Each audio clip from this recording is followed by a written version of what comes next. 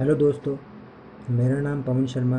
आप सभी का स्वागत है हमारे अपने YouTube channel self success point पे। आज हम जो टॉपिक देखने जा रहे हैं, ये टॉपिक आपकी हर प्रकार के एग्ज़ाम्स के अंदर आपकी सहायता करेगा, आपके लिए हेल्पफुल होगा, क्योंकि निश्चित ही इससे हर प्रकार के एग्ज़ाम में क्वेश्चन पुटअप किया जाता है। बायोलॉजी का एक चैप्टर आनुवांशिकी स्टार्ट करने जा रहा हूँ, जिसे इंग्लिश के अंदर जेनेटिक्स के नाम से जाना जाता है। जैसा कि मैंने पिछली क्लास में भी बात की थी कि विज्ञान की खूब सारी शाखाएं होती है, उन्हीं में से एक शाखा है जीव विज्ञान की, जिसे आनुवांशिकी के नाम से जाना जाता है। अब देखिए, हम स्टार्ट करते हैं आनुवांशिकी के बारे में। किसी भी टर्म को स्टार्ट करने से पहले उसकी परिभाषा को समझ लेना बहुत आवश्यक होता है। जैसे हम स्टार्ट करते हैं, देखिए ये जो आनुवांशिकी है वो जीव विज्ञान की एक शाखा होती है। इस शाखा के अंतर्गत एक तो आपको नाम याद रखना है, वंशागति। इस शाखा के अंतर्गत वंशागति और जो विविधता है उस विविधता का अध्ययन किया जाता है। यानी कि जीव विज्ञान की वह शाखा जिसमें वंशागति और विविधता का अध्ययन किया जाता है उसे आनुवांशिकी कहा जाता है। कुछ समय में हम यह भी देखेंगे कि वंशागति क्या होती है, विविधता क्या होती है। तो सबसे पहले हम इसकी परिभाषा देख लेते हैं। जीव विज्ञान की वह शाखा जिसमें वंशागति और विविधताओं का अध्ययन किया जाता है उन्हें आनुवांशिकी कहा जाता है। ये जो विविधता है इसकी जगह हम एक और टर्म काम में ले सकते हैं, इसे विभिन्नता भी कहा जाता है। तो देखिए, एक लाइन की परिभाषा है, जीव विज्ञान की वह शाखा जिसके अंतर्गत वंशागति और विविधताओं का अध्ययन किया जाता है, यानी इनहेरिटेंस और वेरिएशंस का अध्ययन किया जाता है, उसे जेनेटिक्स कहा जाता है। आप सभी ने आनुवांशिकता के बारे में सुना होगा। जैसे कि मैं एक एग्जाम्पल के थ्रू बताता हूँ आपको।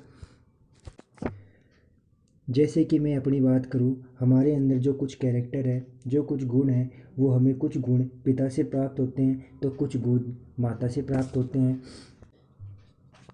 यानी मैं यूँ बोल सकता हूँ कि सजीवों के जो गुण हैं उनका एक पीढ़ी से दूसरी पीढ़ी में स्थानांतरण हो रहा है। यानी माता पिता से जो लक्षण हैं वो संतानों के अंदर स्थानांतरित हो रहे हैं।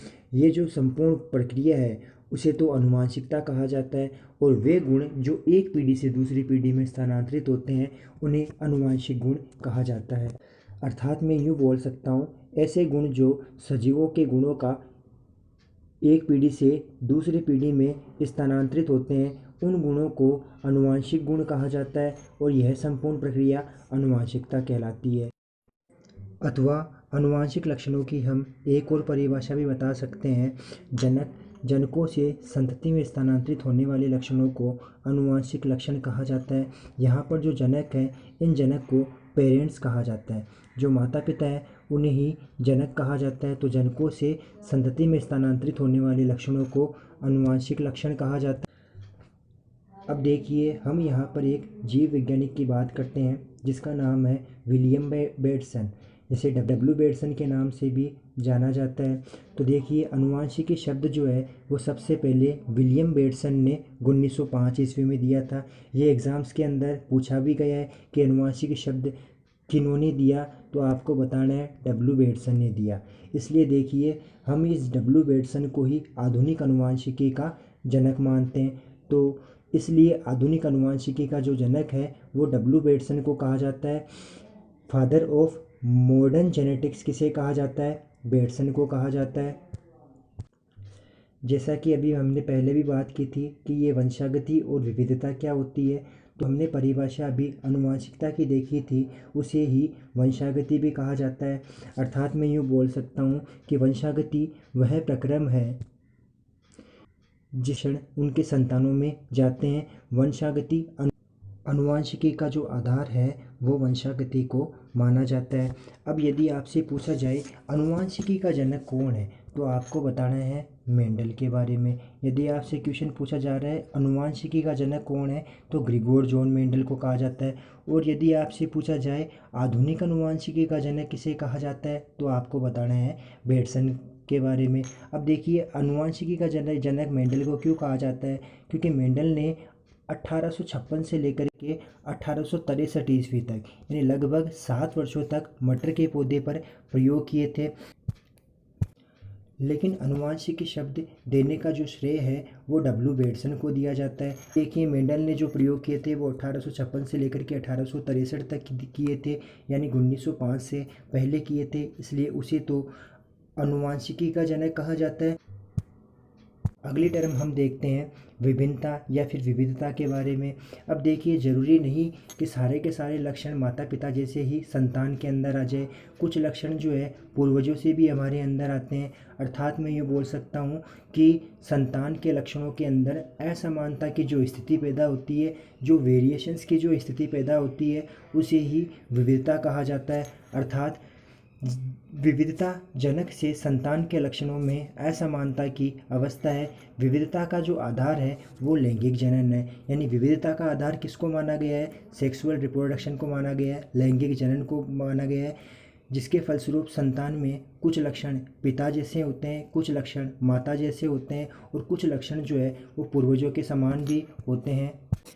तो सजीवों में जो विविधता पाई जाती है इसको हम दो तरीक़ों से डिफ़ाइन कर सकते हैं। पहली प्रकार की विविधता आ सकती है आनुवंशिक विविधता, और दूसरी प्रकार की जो विविधता आ सकती है वो वातावरणीय विविधता।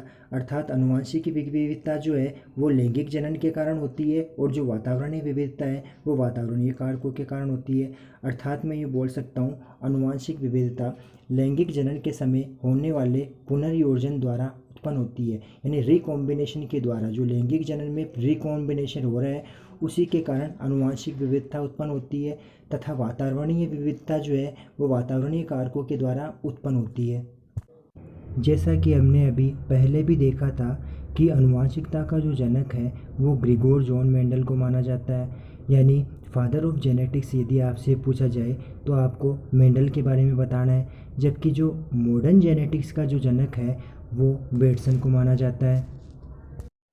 अगर हमारे द्वारा दी गई जानकारी आपके लिए हेल्पफुल है तो हमारे चैनल को लाइक, कमेंट, सब्सक्राइब करना ना भूलें, ताकि हम और भी वीडियो आपके लिए लेकर के आ सके जो आपकी हर प्रकार के एग्ज़ाम में सहायता करे। आई नो अभी हमारे वीडियो का टाइम पीरियड कम है, लेकिन धीरे धीरे हम इस टाइम पीरियड को भी बढ़ाएंगे ताकि आपको ज़्यादा से ज़्यादा मटेरियल प्राप्त हो सके। और सभी को बहुत बहुत धन्यवाद कि हमारी पिछली वीडियो पे आपने अच्छे रिस्पॉन्स दिए। अधिक से अधिक संख्या में चैनल को शेयर करें ताकि हेल्पफुल लोगों को यह जानकारी प्राप्त हो सके। थैंक्स।